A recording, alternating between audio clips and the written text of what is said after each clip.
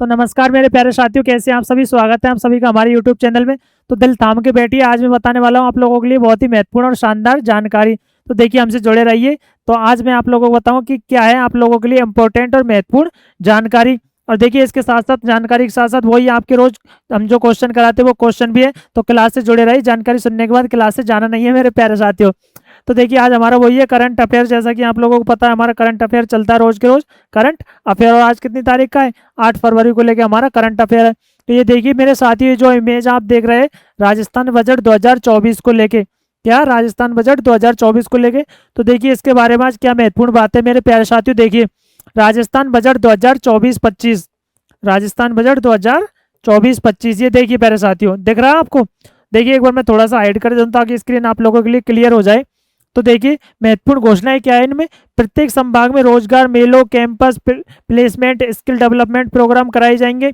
एक पॉइंट। दूसरा पॉइंट, कर्मचारी चयन बोर्ड आरपीएससी वार्षिक भर्ती कैलेंडर जारी किया जाएगा। ये आप लोगों के लिए तो बहुत ही खुशखबरी की बात है मेरे प्यारे साथियों।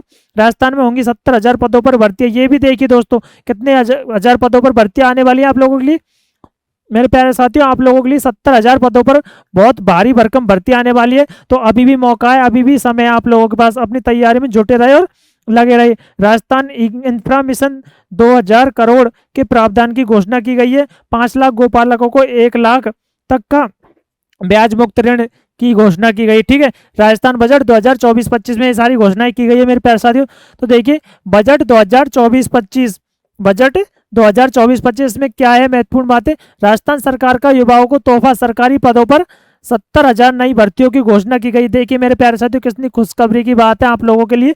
तो अभी भी है आप लोगों के पास मौका, तो ये मौका चूकने ना दे, छोड़े ना। तो अपनी तैयारी में लग जाए मेरे प्यारे साथियों। आरपीएससी और आरएसएमएसएसबी जल्द जारी करेंगे नए पदों पर भर्तियों का वार्षिक कैलेंडर। तो देखिए, जैसा कि मैंने आपको ये जो न्यूज बताई है आपने देखी होगी मेरे प्यारे साथियों। तो आगे भी क्लास से जुड़े रहे, हम प्रश्न भी करने वाले हैं आगे हमारे रोज करने वाले। तो देखिए प्यारे साथियों, एक बार ये देख लेते हैं।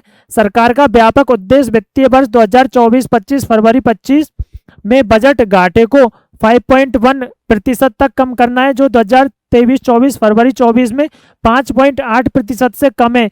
देश में समग्र आर्थिक विकास को बढ़ावा देने के लिए बजट में पूंजीगत व्यय कैपेक्स में 11% की भारी वृद्धि की गई है। कितने प्रतिशत की वृद्धि की गई है प्यारे साथियों?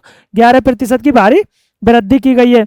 बजट में पूंजीगत व्यय को 11.1% बढ़ाकर 11.11 लाख करोड़ रुपए करने का प्रस्ताव करके बुनियादी ढांचे के विकास पर सरकार ने फोकस को दोहराया है।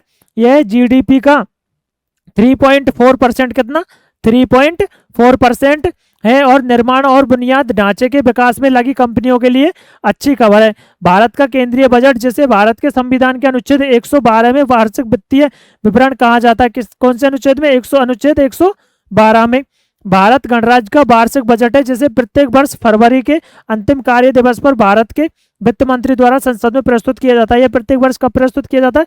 फरवरी माह में या फरवरी के अंत के माह में किया जाता है। तो देखिए मेरे प्यारे साथियों, अपनी तैयारी में लगे रहिए, जुड़ जाइए, अभी भी आप लोगों के पास मौका है। 70,000 भर्तियां बहुत होती है मेरे प्यारे साथियों।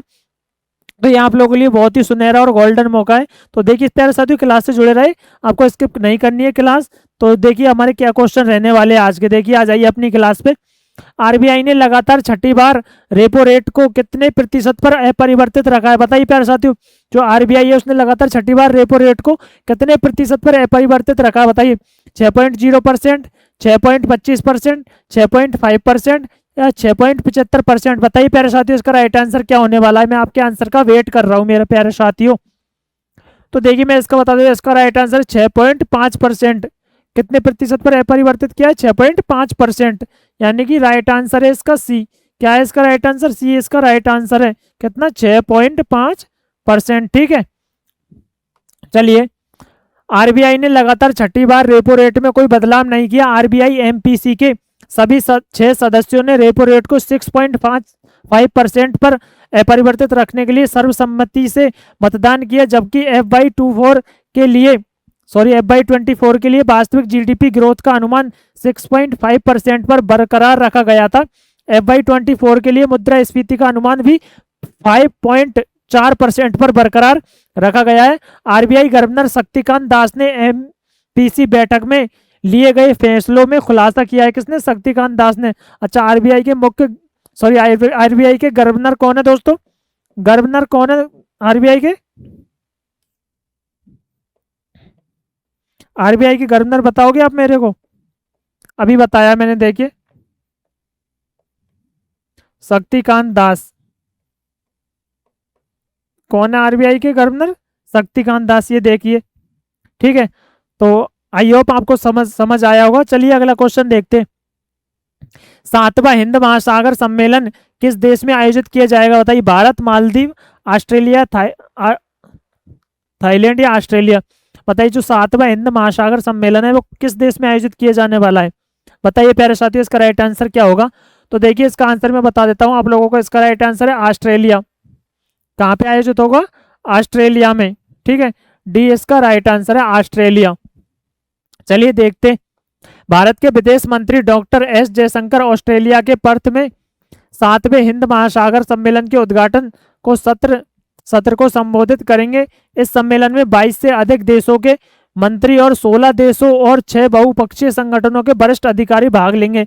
ये आप लोग देख लेना कि कितने देशों के, कितने बहुपक्षीय या कितने संगठन वो कितने भाग लेंगे। ठीक है, इस सम्मेलन का विषय स्थिर और टिकाऊ हिंद महासागर की ओर है। क्या है इसका विषय? स्थिर और टिकाऊ हिंद महासागर की ओर है इसका मुख्य विषय। ठीक है, ये देखिए मेरे प्यारे दोस्तों, अगर जीवन में सफलता प्राप्त करनी है तो मेहनत पर विश्वास करें। किस्मत की आजमाइश तो जुए में की जाती है।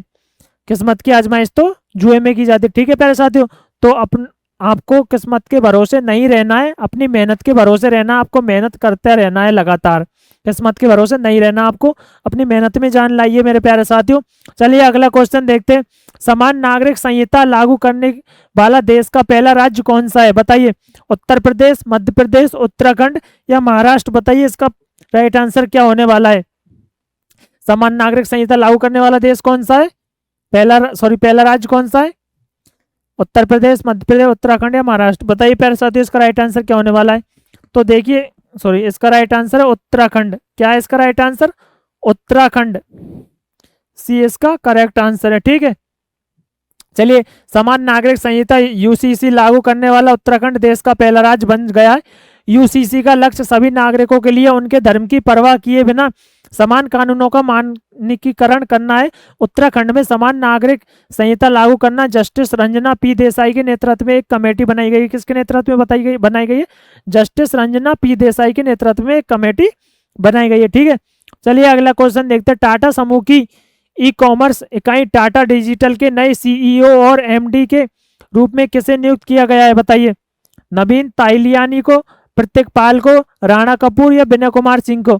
बताइए इसका राइट आंसर क्या होने वाला? बताइए प्यारे साथियों, किसे नियुक्त किया गया है? नवीन ताइलियानी को। किसे? नवीन ताइलियानी को। ए इसका राइट आंसर है मेरे प्यारे साथियों। देख लीजिए, नवीन ताइलियानी को। नवीन ताहिलियानी को टाटा समूह की ई कॉमर्स इकाई टाटा डिजिटल का नया सीईओ और एमडी नियुक्त किया गया है। नवीन प्रतीक पाल की जगह लेंगे। इनसे पहले कौन थे आगे? प्रतीक पाल थे। ताहिलियानी वर्तमान में Tata AIA life insurance company के सीईओ और एमडी है। नवीन 19 फरवरी 2024 को अपना पद संभालेंगे। अच्छा, कब संभालेंगे या नवीन जी अपना पद? 19 फरवरी 2024 को ये अपना पद संभालेंगे। कब संभालेंगे? 19 फरवरी 2024 को ये अपना पद संभालेंगे। ठीक है, चलिए आगे चलते। हाल ही में विद्यांजलि छात्रवृत्ति कार्यक्रम किसने लॉन्च किया है? ये जो विद्यांजलि छात्रवृत्ति कार्यक्रम है मेरे प्यारे साथियों, किसने लॉन्च किया? बताइए। एस जयशंकर, पीयूष गोयल, धर्मेंद्र प्रधान या स्मृति ईरान? बताइए किसने लॉन्च किया है? इसका राइट आंसर क्या है? विद्यांजलि छात्रवृत्ति कार्यक्रम किसने लॉन्च किया है? धर्मेंद्र प्रधान ने। किसने किया मेरे प्यारे साथियों? धर्मेंद्र प्रधान ने लॉन्च किया। सी एस का राइट आंसर है। किसने किया? धर्मेंद्र प्रधान ने। ठीक है, शिक्षा मंत्री धर्मेंद्र प्रधान ने हाल ही में EDCIL विद्यांजलि छात्रवृत्ति कार्यक्रम लॉन्च किया है। इस कार्यक्रम के तहत उन छात्रों को मदद प्रदान की जाएगी जिनके पास अच्छी शिक्षा प्राप्त करने के लिए पर्याप्त पैसे नहीं है। विद्यांजलि छात्रवृत्ति कार्यक्रम राष्ट्रीय शिक्षा नीति 2020 के अनुरूप है। किसके अनुरूप है? राष्ट्रीय शिक्षा नीति 2020 के अनुरूप है मेरे प्यारे साथियों। चलिए अगला क्वेश्चन देखते हैं। हाल ही में कृषि मंत्री अर्जुन मुंडा ने कौन सा पोर्टल लॉन्च किया है? बताइए प्यारे साथियों।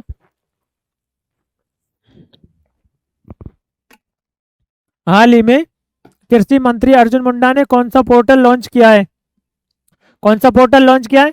साथी पोर्टल, रक्षक पोर्टल, सारथी पोर्टल या सृजन पोर्टल?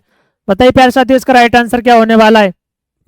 तो देखिए इसका राइट आंसर है सारथी पोर्टल। क्या है इसका राइट आंसर?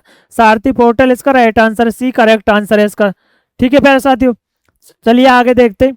कृषि मंत्री अर्जुन मुंडा ने हाल ही में प्रधानमंत्री फसल बीमा योजना PMFBY सहित बीमा उत्पादकों के लिए सारथी पोर्टल लॉन्च किया है। फसल बीमा से संबंधित शिकायतों के समाधान के लिए कृषि रक्षक पोर्टल, कौन सा? कृषि रक्षक पोर्टल और हेल्पलाइन नंबर 14447 भी लॉन्च किया गया है। हेल्पलाइन नंबर क्या है? 14447, ये हेल्पलाइन नंबर है। ठीक है, चलिए अगला क्वेश्चन देखते हैं। ओल्जास बेक्टेनोव को किस देश का नया प्रधानमंत्री नियुक्त किया गया है? कजाकिस्तान का, उज्बेकिस्तान का, आर्मेनिया का या ग्रीस का? बताइए प्यारे साथियों इसका राइट आंसर क्या होने वाला है? ओल्जास बेक्टेनोव को किस देश का नया प्रधानमंत्री नियुक्त किया गया है? बताइए जल्दी इसका राइट आंसर क्या है? जल्दी उत्तर दीजिए। तो किसका किया गया है? बताइए। कजाकिस्तान का। किसका किया गया है प्यारे साथियों? कजाकिस्तान का प्रधानमंत्री नियुक्त किया गया है, कजाकिस्तान, ए इसका राइट आंसर है। चलिए आगे देख लेते हैं इसके बारे में, फिर हमारी क्लास खत्म होने वाली है। मध्य एशियाई देश कजाकिस्तान के राष्ट्रपति ने अपने चीफ ऑफ स्टाफ ओल्जास बेक्टेनोव को देश का नया प्रधानमंत्री नियुक्त किया है। 43 वर्षीय बेक्टेनोव पहले भ्रष्टाचार निरोधक एजेंसी के प्रमुख थे। कजाकिस्तान एक मध्य एशियाई देश और पूर्व सोवियत गणराज्य है। इसकी राजधानी अस्ताना है। क्या है इसकी राजधानी? इसकी राजधानी अस्ताना है।